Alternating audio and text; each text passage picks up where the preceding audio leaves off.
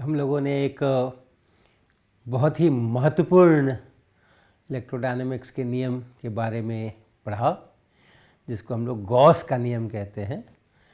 और वो गॉस का नियम हमने इस तरह से लिखा, divergence of electric field equal to rho by epsilon naught.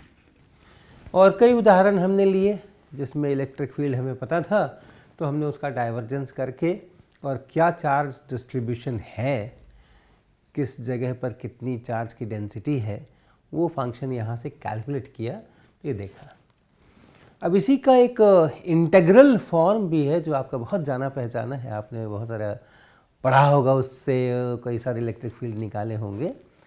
और वो इंटीग्रल फॉर्म ऐसा है कि आपको एक वॉल्यूम की कल्पना करें, किसी प्रकार के एक पूरे वॉल्यूम की कल्पना करें, और उस वॉल्यूम में, तो ये वॉल्यूम है कोई, इसको आप एज अ टॉ, हम लोग ये सिंबल वॉल्यूम के लिए इस्तेमाल करेंगे। और इस वॉल्यूम पर इसको इंटीग्रेट करें। क्या अर्थ है इसका? ऐसे पहले हम लिखें फिर बताएं। Divergence of E d tau equal to integration rho by epsilon naught d tau. अर्थ क्या हुआ? अर्थ हुआ कि ये जो पूरा वॉल्यूम है, इस वॉल्यूम के अंदर हम छोटे छोटे छोटे छोटे वॉल्यूम्स में इसको डिस्ट्रीब्यूट कर लें, और कोई एक छोटा वॉल्यूम जो अंदर में है, अंदर में उसको हम लोग डी टॉ ऐसा लिखेंगे। और ये वॉल्यूम हम पूरे यहाँ लेंगे, यहाँ लेंगे, वहाँ लेंगे, वहाँ लेंगे, पूरे वॉल्यूम के अंदर में हर जगह डी टॉ डी टॉ डी टॉ डी टॉ लेकर के, और पूरे इस टॉ को वैसे हमने बांट के रखा है। और कोई एक पकड़ा हमने, और उस जगह पे हमने इस डाइवर्जेंस ऑफ ई का मान देखा। जिस जगह पे ये डी टॉ बनाया है हमने, उसी जगह पर अगर हमने एक्सेस अपने बनाए, तो ये जो पोजीशन है, ये जो पोजीशन है, इस पोजीशन पे और हमने ये डी टॉ बनाया है, तो इसी पोजीशन पर क्या है? डाइवर्जेंस ऑफ ई का मान, ये हम यहाँ पर लिखें। और फिर ये जो डी टॉ हमने लिया है, आयतन जितना लिया है, वॉल्यूम जितना लिया है, उस डी टॉ से उसको मल्टीप्लाई करें। और ऐसा हर डी टॉ के लिए करें, हर एक डी टॉ के लिए ऐसा करके, और फिर सबको सम करें, तो वो कहलाएगा इंटीग्रेशन। तो इसको हम लोग वॉल्यूम इंटीग्रेशन कहेंगे, है ना। ये है वॉल्यूम इंटीग्रेशन, क्योंकि ये एक वॉल्यूम, एक आयतन पर हिस्से बना करके और तब ये इंटीग्रेट किया जा रहा है, तो ये वॉल्यूम इंटीग्रेशन। इसी तरह यहाँ देखें तो जिस जगह हमने ये डी टॉ लिया है, उस जगह पे जो चार्ज डेंसिटी है, चार्ज पर यूनिट वॉल्यूम, इस डी टॉ में अगर कोई चार्ज डी क्यू है, तो डी क्यू बटा डी टॉ ये यहाँ की चार्ज डेंसिटी कहलाएगी। तो यहाँ जो चार्ज डेंसिटी है रो, उसको लिखें, डिवाइडेड बाई एप्सिलॉन नॉट है, और फिर से उसको डी टॉ से मल्टीप्लाई करें, तो ये यहाँ का चार्ज बनेगा। रो इंटू डी टॉ ये यहाँ का चार्ज बनेगा। और ऐसा ही हम पूरे में सभी डी टॉ पर यहाँ वहाँ वहाँ वहाँ इसको करके जोड़ दें, तो वो ये राइट हैंड साइड है। इसलिए राइट हैंड साइड में आप आराम से देख सकते हैं, इस एप्सिलॉन नॉट को अगर आप बाहर ले लें, तो हम पहले इधर का पार्ट लिखें, divergence of E d tau is equal to 1 by epsilon naught, यहाँ लिख लें, रो डी टॉ, और ये वॉल्यूम के ऊपर है, वह सेम वॉल्यूम जो इधर वही वॉल्यूम उधर। तो ये इसको आप देख सकते हैं कि ये टोटल चार्ज कितना है इस वॉल्यूम के अंदर में, वो ये बन गया। क्योंकि ये जो रो डी टॉ है, ये रो डी टॉ इतनी दूर का चार्ज है, इस डी टॉ के अंदर का चार्ज है। इसी तरह से रो को डिफाइन ही करते हैं, चार्ज डेंसिटी। ये रो जो है ये चार्ज डेंसिटी है, और चार्ज डेंसिटी का अर्थ है डी क्यू डी टॉ। इतने वॉल्यूम में जितना चार्ज है, अब वॉल्यूम से भाग लगा दें तो चार्ज डेंसिटी कहलाती है। इसलिए रो इंटू डी टॉ बराबर डी क्यू है ये। और ऐसा डी क्यू यहाँ, डी क्यू यहाँ, डी क्यू वहाँ, वहाँ वहाँ, पूरे वॉल्यूम के अंदर में डी टॉ में ढूंढ ढूंढ करके सबका चार्ज डी क्यू लिख के जोड़ दे, तो क्या बनेगा? बनेगा कि उस वॉल्यूम के अंदर में टोटल नेट चार्ज कितना है। कहीं पे वो चार्ज नेगेटिव भी हो सकता है, कहीं पॉजिटिव भी हो सकता है, तो सीधा जोड़ है वो कुल मिला के प्लस माइनस कर वर के जो अंत में इसके अंदर में जितना टोटल चार्ज है, नेट चार्ज है, वो यहाँ निकल कर के आ रहा है। तो इसको आप लिख सकते हैं Q inside over epsilon not. Inside यानी जो वॉल्यूम है इसके अंदर, और इधर का जो इंटीग्रेशन है वो एक बहुत सुंदर थ्योरम है, हम चर्चा कर चुके हैं इसकी, जिसको कहते हैं गॉस डाइवर्जेंस थ्योरम।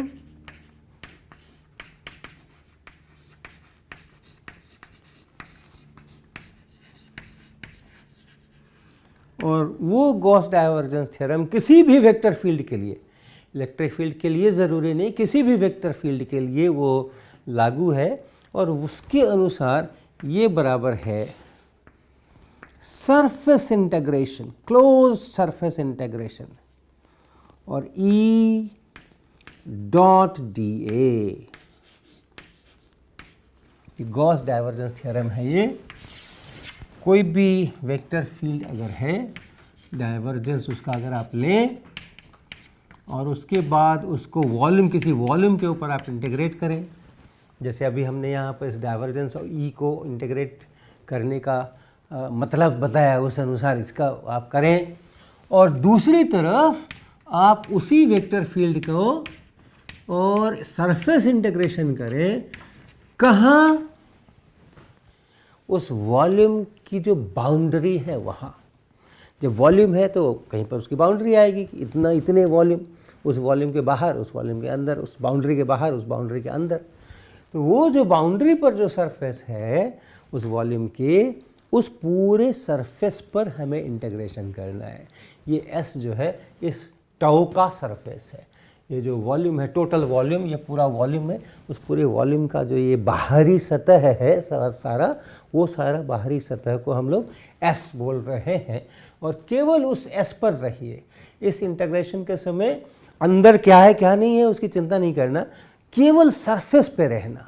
और सरफेस जो है उसको छोटे छोटे छोटे डीए भागों में बांटना। तो ये जो ऊपर का सरफेस है, केवल इस ऊपर के सरफेस को देखना और इस सरफेस को छोटे छोटे डीए में बांटना। अब ये छोटा छोटा डीए बन रहा है, ये डीटो बना था, भीतर घुस करके हमने डीटो बनाए थे, लेकिन ये डीए जो बना रहे हैं ये उसके सरफेस पर ही घूम करके पूरे सरफेस को कवर कर रहे हैं। तो ये डीए हुआ, और उस डीए के ऊपर ये वेक्टर है, और ये वेक्टर क्या है कि यहाँ इस सरफेस पे परपेंडिकुलर नॉर्मल, आउटवर्ड नॉर्मल डालिए। ये जो डायरेक्शन है ये इस डीए का डायरेक्शन है। तो डीए के डायरेक्शन के लिए उस सरफेस पर आउटवर्ड नॉर्मल डालें। उस डायरेक्शन में कितने मैग्नीट्यूड का, तो जितना ये क्षेत्रफल लिया गया है उतने मैग्नीट्यूड का, वो है ये डीए वेक्टर।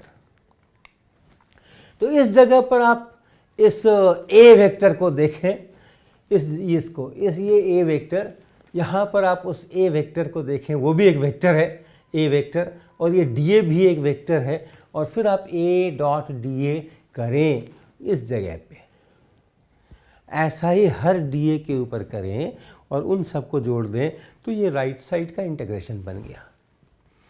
तो गॉस डाइवर्जेंस थ्योरम बहुत ही इंटरेस्टिंग, रोचक है, क्योंकि एक तरफ आप पूरे वॉल्यूम में किसी चीज़ को इंटीग्रेट करते हैं, अंदर वॉल्यूम के अंदर सारे वॉल्यूम पर ये इंटीग्रेशन होना है, और यहाँ सिर्फ सरफेस के ऊपर इंटीग्रेशन होना है, अंदर से कोई इस तरफ कोई उसकी जगह ही नहीं है।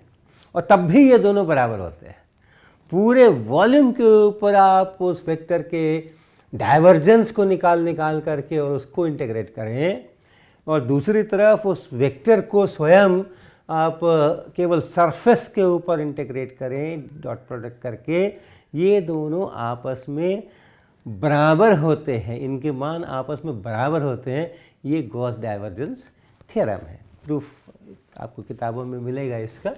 तो उसके अनुसार ये divergence of E ditto volume के ऊपर ये बराबर है ई डॉट डी ए, उसके जो सरफेस है, जिस वॉल्यूम का जो बाउंड्री सरफेस है वो, और दूसरी तरफ है ये टोटल चार्ज उस वॉल्यूम के अंदर में, क्लोज सरफेस के अंदर में जो है डिवाइडेड बाय एप्सिलॉन नॉट, ये कहलाता है integral form of Gauss's law.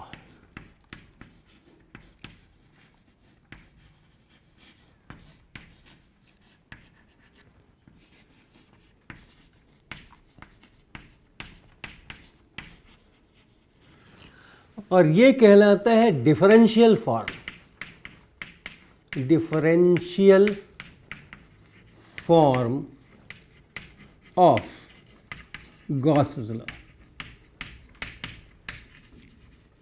और अगर कोई मुझसे सिर्फ गॉसेस लॉ कहे बोलने को, डिफरेंशियल फॉर्म या इंटीग्रल फॉर्म ऐसा कुछ न कहे, गॉसेस लॉ क्या है, तो हम इसको कहेंगे ये पॉइंट बाय पॉइंट रिलेशन है। ये जिस पॉइंट पर हम ये चार्ज डेंसिटी लिख रहे हैं उसी पॉइंट पर हम डाइवर्जेंस ई लिख रहे हैं, और वो बराबर है, एक एक बिंदु पर अलग अलग ये बराबर है, जबकि ये पूरा मिला जुला करके और अंत में जोड़ करके कितना आ रहा है उसके अनुसार है।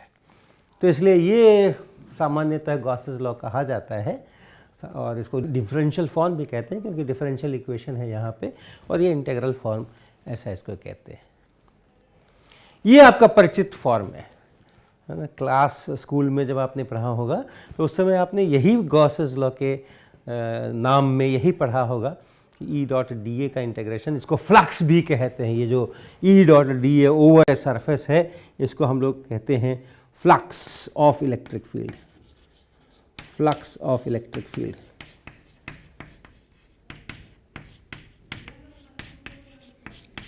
Through the surface, through the closed surface।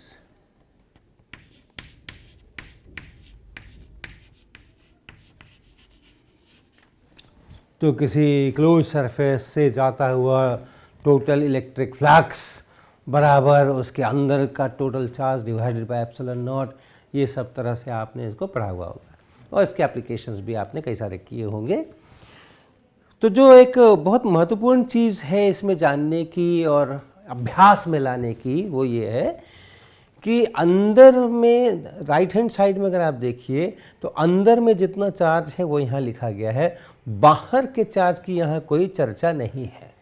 इस वॉल्यूम के बाहर भी चार्जेस हो सकते हैं, यहाँ कहीं पे, यहाँ कहीं पे, यहाँ कहीं पे, ये सब जगह पर भी चार्जेस हो सकते हैं, लेकिन इस इक्वेशन में बाहर वाले चार्जेस का कोई सरोकार नहीं है, केवल अंदर में, वॉल्यूम के अंदर में जितने चार्जेस हैं उन्हीं को लिखने का है। लेकिन जो लेफ्ट हैंड साइड में इलेक्ट्रिक फील्ड ई है, ये रिजल्टेंट इलेक्ट्रिक फील्ड है।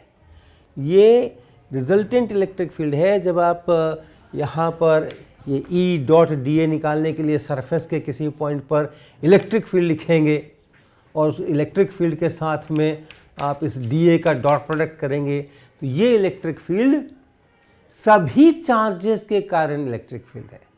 जो इस वॉल्यूम के अंदर हैं उनके कारण भी, जो वॉल्यूम के बाहर हैं उनके कारण भी। यहाँ जो इलेक्ट्रिक फील्ड लिखा जा रहा है वो कि ऐसा नहीं है, ऐसा नहीं सोचिएगा कि यहाँ केवल अंदर के चार्जेस हैं राइट हैंड साइड में तो ये अंदर के चार्जेस के कारण से इलेक्ट्रिक फील्ड है, ऐसे नहीं। ये सबके कारण से इलेक्ट्रिक फील्ड है। अंदर में, बाहर में, जहाँ जहाँ चार्जेस है वो सब मिलके जितना इलेक्ट्रिक फील्ड यहाँ पैदा कर रहे हैं वो यहाँ पे अपने को लिखना है। तो ये एक चीज़ कई बार मिस हो जाती है, तो इसको ध्यान में रखने का है। फिर इसके कई सारे एप्लीकेशंस आपने किए होंगे। सबसे जो किताबों में सबसे पहले रहता है point charge, point charge, electric field due two point charge. इस फॉर्म में क्या है, हम लोग इसका इस्तेमाल करते हैं सामान्यतः कि हमारे पास कुछ चार्ज डिस्ट्रीब्यूशन दिया हुआ है और उसके कारण हम कहीं पे इलेक्ट्रिक फील्ड निकाल रहे हैं। इसका इस्तेमाल हम करते हैं कि हमें इलेक्ट्रिक फील्ड दिया हुआ है और उसके कारण से किस चार्ज डिस्ट्रीब्यूशन से वो आया है इलेक्ट्रिक फील्ड, उसको निकालने की कोशिश यहाँ से करते हैं। यहाँ से उसका उल्टा काम है। चार्जेस अगर मेरे को दे रखे हैं तो इलेक्ट्रिक फील्ड निकालने का हम लोग कोशिश करते हैं। तो कई परिस्थितियों में इसका उपयोग करके इलेक्ट्रिक फील्ड निकालना आसान होता है, कई परिस्थितियों में नहीं भी होता है। तो जो एक सबसे पहले हम लोग पढ़ा करते हैं क्लासेस के अंदर में, स्कूल्स के अंदर में, वो है कि एक पॉइंट चार्ज क्यू है और उसके कारण से और वहाँ से कुछ r डिस्टेंस के ऊपर एक पॉइंट है, तो उस पॉइंट पर इलेक्ट्रिक फील्ड का मान बताएं। और उसके लिए हम लोग कहते हैं कि अच्छा हमें यहाँ पे इलेक्ट्रिक फील्ड चाहिए, तो एक स्फेरिकल सरफेस बनाते हैं, पूरा गोल गोल एक स्फेरिकल सरफेस बनाते हैं जिसका सेंटर यहीं इस क्यूब पे ले लेते हैं, और वो स्फेरिकल सरफेस इस पॉइंट से होके गुजरता है।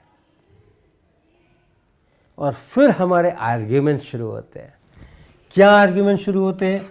हम कहते हैं इस पूरे स्फेरिकल सरफेस पे इसका इस्तेमाल करो, इसका इस्तेमाल करो, और क्या लिखो, E dot dA integration surface के ऊपर, उस सरफेस के ऊपर बराबर अंदर में जितना चार्ज है, ये Q चार्ज यहाँ लिखा है, तो Q divided by epsilon not, ये इतना, ऐसा लिखते हैं हम पहले। और फिर इसका इवैल्यूएशन करते हैं, इसकी गणना करते हैं, और यहीं पे बहुत सारा आर्ग्यूमेंट्स है। कैसे गणना करते हैं? क्या है ये है कि आप इस पूरे सरफेस के ऊपर जगह जगह पर dA लीजिए, जगह जगह पर आप अपना dA बनाइए, कभी यहाँ कभी वहाँ कभी वहाँ, ऐसा अलग अलग जगह पे आप dA बनाइए और पूरे को इसी तरह से बांटिए और हर जगह E डॉट dA कीजिए। तो सबसे पहली चीज़ क्या है कि कहीं पर भी आप होंगे, यहाँ होंगे, यहाँ होंगे, यहाँ होंगे, यहाँ होंगे, सरफेस के ऊपर, सरफेस पे, ये ध्यान रखने का है। तो वो सभी पॉइंट्स जो आप ले रहे हैं, वहाँ इलेक्ट्रिक फील्ड की दिशा इस सेंटर से उस पॉइंट को मिलाने वाली जो लाइन है, रेडियल लाइन है, रेडियस है, उसी के अलोंग होगी। ये पहली बात आप सोचें। E at any point on the surface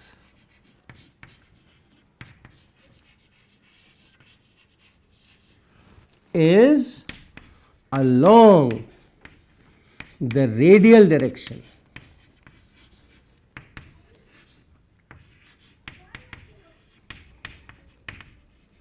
अगर आप इसको ओरिजिन कहें, XYZ एक्सेस बनाए और उसके बाद स्फेरिकल पोलर कोऑर्डिनेट्स का इस्तेमाल करें r थीटा y का, तो ये जो डायरेक्शन है वो r कैप का डायरेक्शन होगा, जिधर r बढ़ता है। तो अगर आप यहाँ पर हैं तो ये डायरेक्शन हुआ, अगर आप यहाँ पर हैं तो फिर ये डायरेक्शन हुआ, आप यहाँ पर हैं तो फिर ये डायरेक्शन हुआ। आप कल्पना कीजिएगा, ये दो डिमेंशन का बोर्ड है, लेकिन आप कल्पना कीजिएगा एक स्फेरिकल सरफेस है, केंद्र के ऊपर एक चार्ज Q है और हमें यहाँ इलेक्ट्रिक फील्ड चाहिए उसके सरफेस के किसी पॉइंट पे। तो जो इलेक्ट्रिक फील्ड है, हम बोलते हैं कि वो हमेशा रेडियस के ही डायरेक्शन में रहेगा, बाहर की तरफ जा सकता है या अंदर की तरफ जा सकता है, लाइन उसकी वही रहेगी। क्यों? कैसे हम कह सकते हैं ये? क्या हम ऑलरेडी अपनी पुरानी जानकारी कूलम्ब्स लॉ का इस्तेमाल कर रहे हैं? क्योंकि हम तो गॉस थ्योरम, गॉस लॉ का इस्तेमाल करके और यहाँ फील्ड जानना चाहते हैं। तो पहले ही से हमें फील्ड पता है क्या, या फील्ड की डायरेक्शन पता है क्या, जिसका हम यहाँ इस्तेमाल कर रहे हैं क्या?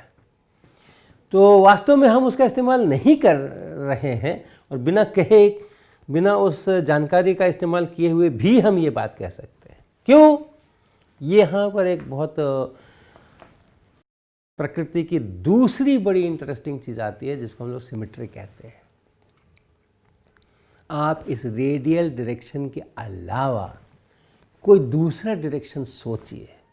मान लीजिए टैंजेंट की तरफ हो, मान लीजिए टैंजेंट की तरफ हो, तो टैंजेंट की तरफ अगर इलेक्ट्रिक फील्ड होना है, या एक कंपोनेंट मान लीजिए टैंजेंट की तरफ होना है, तो उस पॉइंट से बहुत सारे टैंजेंट खींचे जा सकते हैं। इस पॉइंट से बहुत सारे टैंजेंट खींचे जा सकते हैं। जैसे आप देखिए, अगर ये स्फेरिकल सरफेस आप सोचें और यहाँ पर ये DA को देखें, यहाँ मान लीजिए मेरा ये पॉइंट है, और हम कहें कि टैंजेंट के डायरेक्शन में इलेक्ट्रिक फील्ड होना चाहिए, तो कौन सा टैंजेंट? आप वो टैंजेंट ऐसे भी खींच सकते, आप वो टेंजेंट ऐसे भी खींच सकते, आप ऐसे भी खींच सकते हैं, आप ऐसे भी खींच सकते हैं, आप बहुत तरीके से वो टेंजेंट खींच सकते हैं। और ये सारे टेंजेंट एक दूसरे से आप उसमें भिन्नता नहीं कर सकते हैं कि कौन सा वाला स्पेशल है जो जिधर इलेक्ट्रिक फील्ड का कंपोनेंट होना चाहिए। और इस तरह से अगर कई सारे इक्विवेलेंट डायरेक्शंस अवेलेबल हो और इलेक्ट्रिक फील्ड को एक ही खास डायरेक्शन लेना है, तो फिर इसमें से वो कोई भी डायरेक्शन नहीं ले सकता और उस तरफ उसका कोई भी कंपोनेंट नहीं हो सकता। कॉम्पिटिटर है, अगर ये डायरेक्शन आप कहेंगे तो फिर ये क्यों नहीं कहेंगे, ये क्यों नहीं कहेंगे, ये क्यों नहीं कहेंगे, ये क्यों नहीं कहेंगे, ये क्यों नहीं कहेंगे। ये सारे डायरेक्शंस एक दूसरे के कॉम्पिटिटर्स हैं और आप भेदभाव नहीं कर सकते। किसी एक को बिना किसी कारण के आप सेलेक्ट नहीं कर सकते, बाकियों को रिजेक्ट नहीं कर सकते। जबकि रेडियल डायरेक्शन की बात अगर करें, अगर हम कहें कि ये इस डायरेक्शन में है तो इसका कोई कॉम्पिटिटर नहीं है, इस डायरेक्शन का कोई कॉम्पिटिटर नहीं है, ये यूनिक डायरेक्शन है। बस इसमें बाहर की तरफ या अंदर की तरफ इतनी ही अनसर्टेनिटी है और तब वो चार्ज प्लस है या माइनस है, उसके अनुसार वो इलेक्ट्रिक फील्ड कभी बाहर की तरफ या कभी अंदर की तरफ हो सकता है। तो इसलिए ये सिमेट्री के आर्ग्यूमेंट से हम कह सकते हैं कि किसी भी पॉइंट पर जब हम इसको देखेंगे इलेक्ट्रिक फील्ड को, तो उसका डायरेक्शन हमेशा उसकी तरफ होगा।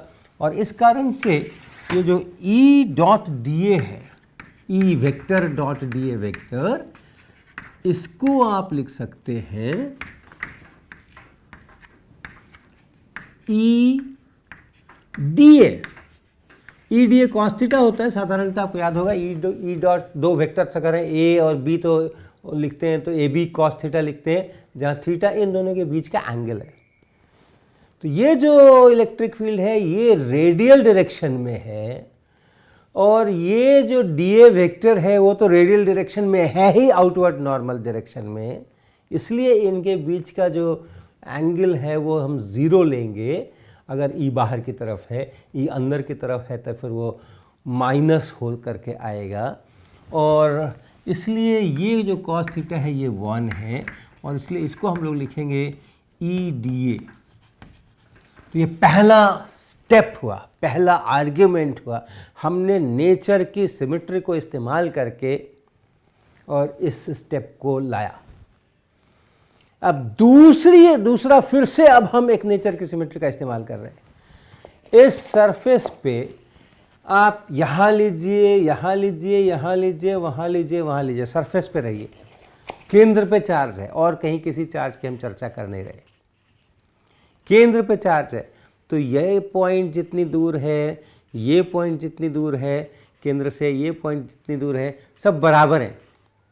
और कहीं पर भी आप रहें, वो पॉइंट और कोई दूसरी जगह रहे वो पॉइंट, एक में इलेक्ट्रिक फील्ड कम हो जाए और एक में इलेक्ट्रिक फील्ड ज़्यादा हो जाए, उसके लिए फिर से आप कोई आर्ग्यूमेंट नहीं दे सकते कि यहाँ कम क्यों है और वहाँ ज़्यादा क्यों है। जैसा यहाँ सिचुएशन है वैसे ही वहाँ भी सिचुएशन है। तो इलेक्ट्रिक फील्ड का मैग्नीट्यूड भी हर जगह पर इस सरफेस के ऊपर बराबर होगा, ये भी महत्वपूर्ण है।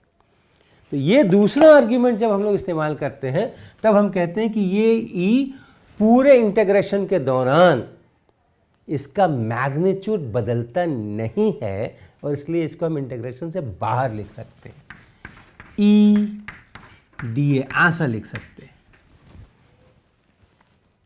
और ये जो है इसमें dA सबको केवल हमें जोड़ देना है। याद रखिएगा वेक्टर नहीं है, अब ये केवल मैग्नीट्यूड है। तो क्षेत्रफल का मैग्नीट्यूड सारा जोड़ देंगे तो टोटल सरफेस बन जाएगा।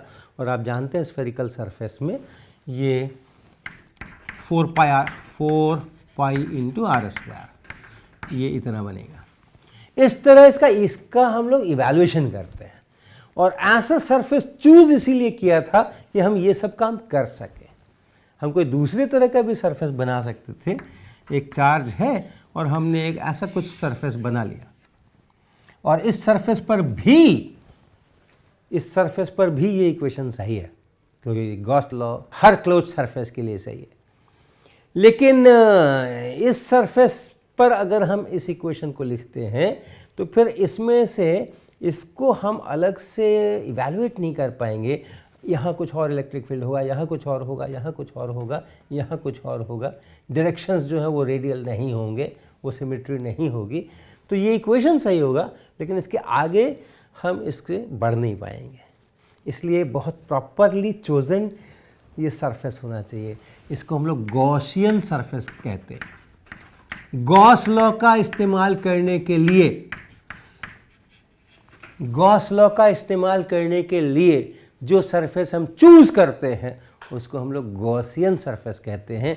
तो गॉसियन सरफेस का चुनाव ये दूरदर्शितापूर्ण ढंग से होना चाहिए, क्योंकि आगे मुझे ये इंटीग्रेशन करना है। तो वो इंटीग्रेशन करने के लिए कैसे हम सिमेट्रीज का इस्तेमाल करके और ऐसा कुछ बना पाएंगे, वो दृष्टि में रखते हुए और तब इस गॉसियन सरफेस का हम लोग चुनाव करते हैं। और फिर इसके बाद का तो काम आप जानते हैं ही है कि ये लेफ्ट हैंड साइड हो गया E इंटू 4πr², और राइट हैंड साइड तो Q/ε0 है ही, और इसलिए E जब करेंगे तो E बन जाएगा Q/4πε0 r²। किधर? रेडियल डायरेक्शन में। तो हम लोग लिखेंगे E बराबर Q/4πε0 r², r⁻, ऐसा। अगर Q नेगेटिव होगा तो ये पूरा केंद्र की तरफ हो जाएगा, अगर Q पॉजिटिव होगा तो पूरा केंद्र से बाहर की ओर हो जाएगा, r⁻ डायरेक्शन के अंदर में। तो ऐसे हम लोग लिखते हैं, या इसको ऐसे भी लिख सकते हैं आप, Q into r vector by 4πε0 r⁻। तो ये सिंपल उदाहरण हमने इसलिए लिया कि ये जो सिमेट्रीज की बात है कि इसको यहाँ से हम यहाँ कैसे ला रहे हैं, उसकी चर्चा करने के लिए हमने इसको ऐसा लिया। ठीक यही बात होगी, ऐसा ही आप आर्ग्यूमेंट्स इस्तेमाल करेंगे अगर आपके पास एक स्फेरिकली सिमेट्रिक चार्ज डिस्ट्रीब्यूशन हो। जैसे मान लें यूनिफॉर्मली चार्ज्ड स्फीयर, पूरे वॉल्यूम है, पूरे वॉल्यूम के अंदर में, और रो कांस्टेंट है, rho is constant, charge density constant.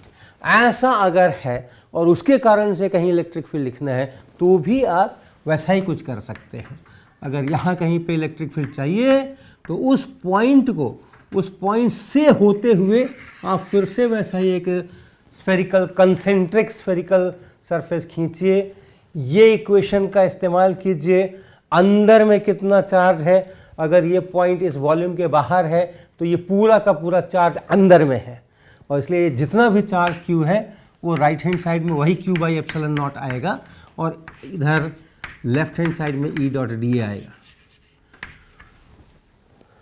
और ये E.dA का इंटीग्रेशन ठीक यही आर्ग्यूमेंट्स आप देखिए, सारे के सारे आर्ग्यूमेंट्स यहाँ भी लागू हैं।